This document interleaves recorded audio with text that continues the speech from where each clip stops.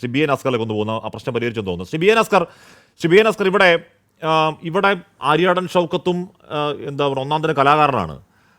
എണ്ണം പറഞ്ഞ തിരക്കഥകൾ എഴുതിയ എണ്ണം പറഞ്ഞ സിനിമാക്കാരനാണ്. മനുഷ്യവേദനകൾ അറിയാവുന്ന മനുഷ്യനാണ്. താഴെത്തട്ടിൽ പൊരുതി വന്ന നേതാവാണ്.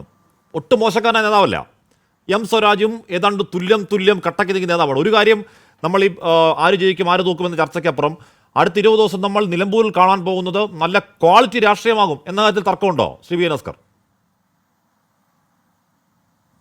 ഇല്ല, ഒരിക്കലും ഇല്ല ഹാഷ്മി. ഇതിൽ കാണേണ്ടത് എം സ്വരാജ് നിലമ്പൂർ ഉപതെരഞ്ഞെടുപ്പിൽ സ്ഥാനാർത്ഥിത്വം പ്രഖ്യാപിക്കപ്പെട്ടതോടുകൂടി ഇപ്പോൾ നേരത്തെ ശ്രീ ഷാഫി ചാലിയുമൊക്കെ നന്മ വാക്കുകൾ ഉപയോഗിച്ചിരുന്നല്ലോ.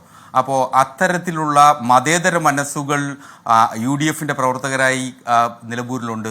ആ മതേതര മനസ്സുകൾ കൃത്യമായും സ്വരാജിനൊപ്പം നിൽക്കും എന്ന് തന്നെയാണ് ഞാൻ കരുതുന്നത്. അതുകൊണ്ട് തന്നെ ഈ ഉപതെരഞ്ഞെടുപ്പിൽ സ്വരാജ് വിജയിച്ചിരിക്കുന്നു എന്ന ആത്മവിശ്വാസമാണ് എനിക്ക് തോന്നുന്നത്. കാരണം അത്തരത്തിൽ ആണ് നിലമ്പൂരിലെ ജനങ്ങൾ ചിന്തിക്കാൻ പോകുന്നത്. മാത്രമല്ല, ഇപ്പോൾ ശ്രീ രാജു പി നായർ പറഞ്ഞു ഒരു MLA എന്ന നിലയിൽ അദ്ദേഹം വളരെ പരാജയനായിരുന്നു. 2016 മുതൽ 21 വരെയുള്ള നിയമസഭാ രേഖകൾ പരിശോധിച്ചാൽ ഒരു നിയമസഭാ സാമാജികൻ എന്ന നിലയിൽ എം സ്വരാജ് എന്തൊക്കെ പ്രവർത്തനങ്ങൾ നടത്തിയിട്ടുണ്ട് എന്നുള്ളത് വളരെ കൃത്യമായ നിയമസഭാ രേഖകളിലുണ്ട്. മാത്രമല്ല, തൃപ്പൂണിത്തുറയിലെ വികസനങ്ങൾ 2016 മുതൽ 21 വരെ നടന്നിട്ടുള്ള വികസന കാര്യങ്ങൾ പരിശോധിച്ച് കഴിഞ്ഞാൽ വളരെ കൃത്യമായിട്ട് അറിയാം അദ്ദേഹത്തിൻ്റെ ഒരു MLA എന്ന നിലയിലുള്ള നിലപാടുകൾ.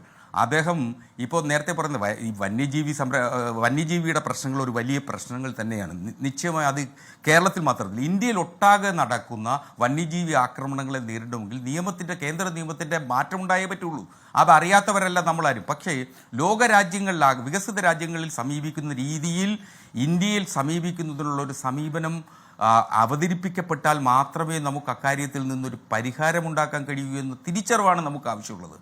വന്യജീവികൾ വനത്തിനുള്ളിൽ വർദ്ധിച്ചു വരുന്ന സാഹചര്യത്തിൽ അതിനെ എങ്ങനെ നമുക്ക് നിർത്താം? ഫെൻസിങ് കൊണ്ടൊന്നും അക്കാര്യത്തിൽ പരിഹാരമുണ്ടാകുമെന്ന് കരുതുന്നത് വളരെ കുറഞ്ഞ പക്ഷം മാത്രമേ അക്കാര്യത്തിൽ ചെയ്ത് തീർക്കാനാവൂ. മാത്രമല്ല, ഇപ്പം നമുക്ക് വന്യജീവികളെ എത്തരത്തിൽ നേരിടാൻ കഴിയും, എത്തരത്തിൽ വന്യജീവികളുടെ എണ്ണം കുറയ്ക്കാൻ കഴിയും എന്നുള്ളതിനെ സംബന്ധിച്ചാണ്. അതിനിപ്പോൾ സംസ്ഥാന സർക്കാർ ഇപ്പോൾ ഒരു കത്ത് കേന്ദ്ര സർക്കാരിന് എഴുതിയിട്ടുണ്ട്.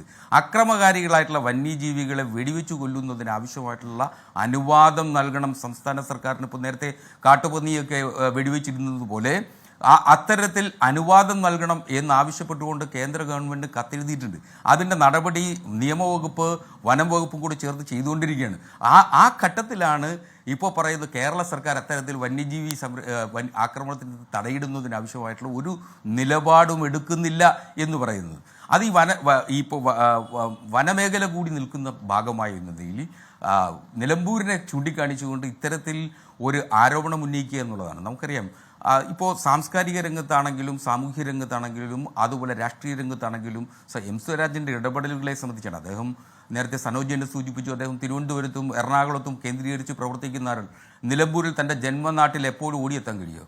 മാത്രമല്ല, കഴിഞ്ഞ രണ്ട് തെരഞ്ഞെടുപ്പുകളിൽ ഇടതുപക്ഷത്തിനുള്ള സംഘടനാ സംവിധാനം ഉപയോഗിച്ചിട്ടാണ് അൻവറിനെ വിജയിപ്പിച്ചെടുക്കാനായിട്ടുണ്ട് എങ്കിൽ അതിനേക്കാൾ ഏറ്റവും മികച്ച സ്ഥാനാർത്ഥിയെ ഇടതുപക്ഷം നിർത്തുമ്പോൾ നിശ്ചയമായും ഇടതുപക്ഷത്തിന് CPMൻ്റെ പ്രവർത്തകർക്ക് ഇടതുപക്ഷത്തിന് ഏറ്റവും കൂടുതൽ ആവേശം കൊള്ളുന്നൊരു കാര്യമായിട്ടാണ് ഞാൻ കരുതുന്നത്. അതുകൊണ്ട് ഈ തെരഞ്ഞെടുപ്പിൽ നിശ്ചയമായും തീവാറും എന്നുള്ളതിലൊരു സംശയം. എനിക്ക് വന്യജീവി പ്രശ്നത്തിൽ എനിക്ക് മറുചോദ്യങ്ങളുണ്ട്. പക്ഷേ ഞാൻ അതിൽ പോവാത്തത് അത് കുറച്ചുകൂടി വിശാലമായ വിഷയമാണെന്നും അത് പിടിച്ചാൽ നമുക്ക് ഇവിടെ നിൽക്കാൻ പറ്റത്തില്ല. ഒരുപാട് ചോദ്യങ്ങളുണ്ട്.